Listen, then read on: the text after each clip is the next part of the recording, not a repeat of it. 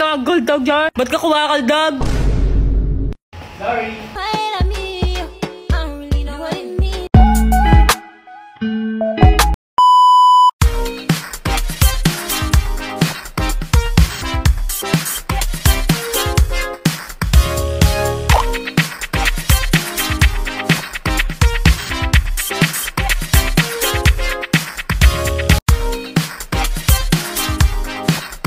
Gold dog dyan? Ba't ka kumakaldag?